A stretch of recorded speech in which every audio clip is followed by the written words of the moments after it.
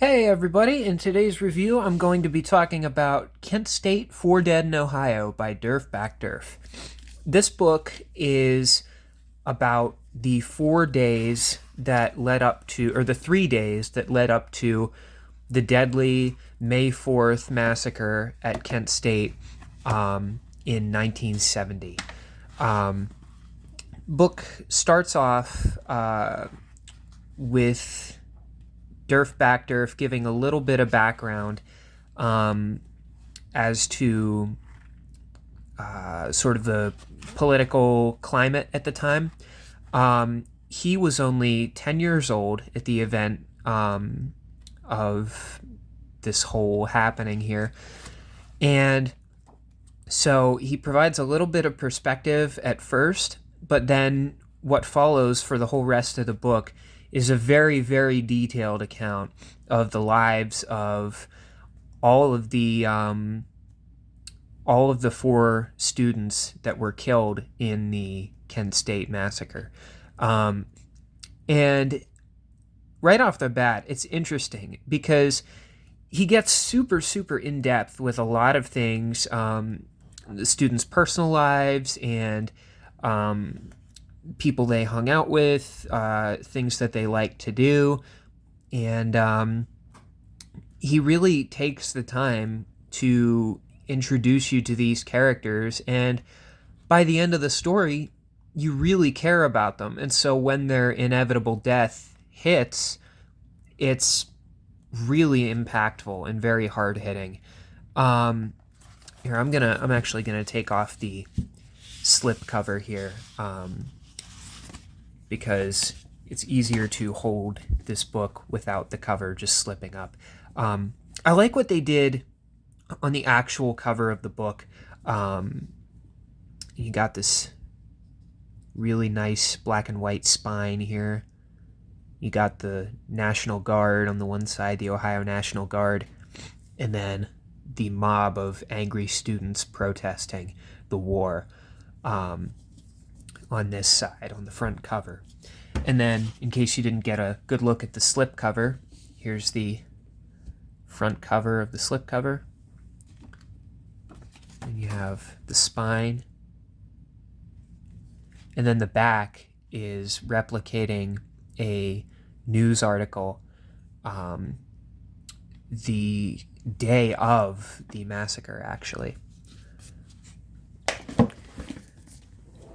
So basically, as I said, this book provides a very detailed account of all the people involved. And even in the back, you have pages and pages and pages of notes. Derf Backderf went super in depth with this, as he always does for all of his books. All of his books draw from personal experience, so this book is no exception.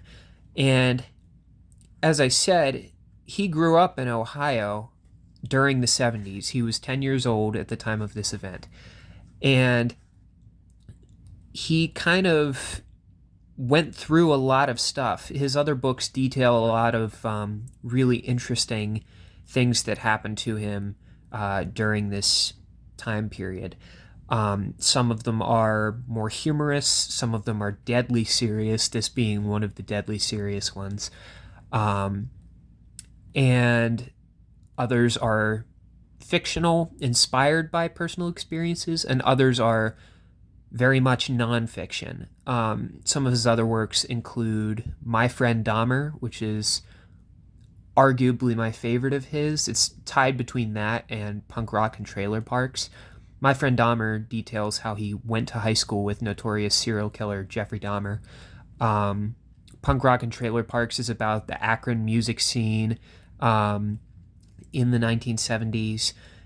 And his other book, Trashed, is about how he was a sanitation worker and his time being a garbage man and all the crazy stuff that happened to him. And it's also a commentary on the wastefulness of Americans and the landfills and the trash industry. So all of his books are very well researched. he is a journalist at heart, and I mean his art is fantastic, but he is a journalist at heart, and part of part of the part of the reason I'm so impressed with this book and just him as an author and a cartoonist is the fact that he does research all of his topics very much in depth. He interviews a ton of people.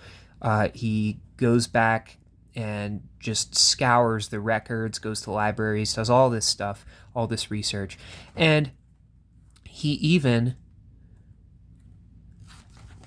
replicated the exact painting that one of the main characters, one of the students, made in this book, which I think is super cool. So he knows his stuff. He knows what he's talking about. Now, that kind of leads into one of my issues with the book. A lot of times, Derf's dialogue is fantastic. In this book, it's really very almost robotic. It comes off as very scripted, which, I mean, it's kind of ironic saying that because it's a book. Of course, it's scripted. But like the way that they talk, the way that the characters talk, it's very much like it's very like they say things that are happening. Like, for example, as soon as I'm trying to think of a good example here. As soon as like a major event happens, you have one of the students like just describing it as you're seeing it on the page, and that didn't really work for me. The characters' dialogue in this book doesn't feel natural. A lot of them almost feel like the characters that are supposed to be like kind of the stupid characters, they don't feel stupid. They feel very smart, too smart. And it just, a lot of the dialogue didn't feel very natural, for me at least. But this book isn't so much about the character development as it is the event itself. I mean, sure, like I said before, you get a ton of time to get to know the main characters, so when their death hits, it's very impactful, very hard-hitting. But it's more of a description of the events leading up to the massacre, and he gives a lot of like maps. He draws a map here at the beginning of the book, and there are a lot of maps throughout. And this whole book just feels like a research project. You have entire pages of just text giving all this historical background. And I feel like the book is more concerned with the text as it is making the characters feel human and real, which in a lot of respects they do feel human and real, but their dialogue, I think, is what threw me off a lot. It doesn't feel like they're naturally like speaking. I give you a great example.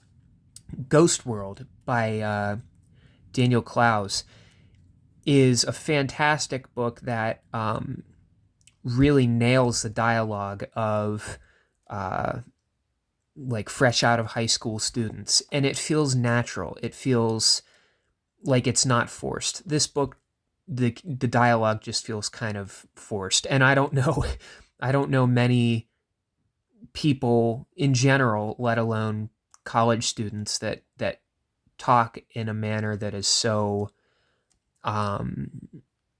robotic. And I found that a little weird. But when it comes to being a detailed historical account of a tragic event, it's absolutely, it does its job very well.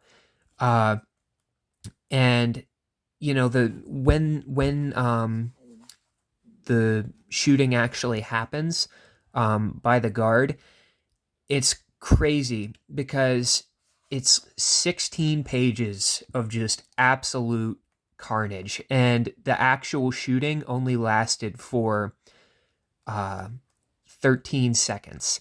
So you get 16 pages of just this event, and it makes it just drag on, and it feels like it's hours, but in reality, it's only 13 seconds. That's the other thing that I really respect about this book. It only takes place over 4 days. And as I was prepping for this review, I'm looking through this book and I'm like, did this book really take place over just 4 short days? Because it feels like an eternity. And a lot of that is due to the fact that you get a lot of historical exposition and background on the political climate and the culture of the time, and where the minds of both the Kent State students and the Ohio National Guard were, and like the higher ups, like the governor and the general of that specific branch. And you get an idea of where their heads were at the time. So that's partly why it feels like it drags on for a while, because of that exposition. But the fact that they were able to make it last so long, I mean, the actual the pages with like the pictures of it, it's like over 250 pages of like the comics, and the rest is just notes. And the fact that they were able to make it drag on for that long when the actual book covers only a 4-day period is kind of impressive to me. So overall, what do I think of this book? I think it's absolutely worth your time. I think if you're interested in learning what life was like during the 70s, when tensions were high with Nixon, his invasion of Cambodia, and the Vietnam War, and where people's minds were at that time and the fears that they were experiencing, that ultimately led to a horrific tragedy. If you're interested in learning about that, this is a very informative book. It's not a happy read at all. And it left me just feeling bad for just the fact that such a horrible thing happened. But I learned a lot from it, and I think it's a valuable experience. Now, as far as like the ranking goes, where it ranks compared to some of Derf's other works, I will say this is probably my least favorite work of his that I have read. Does it mean it's bad? Heck no.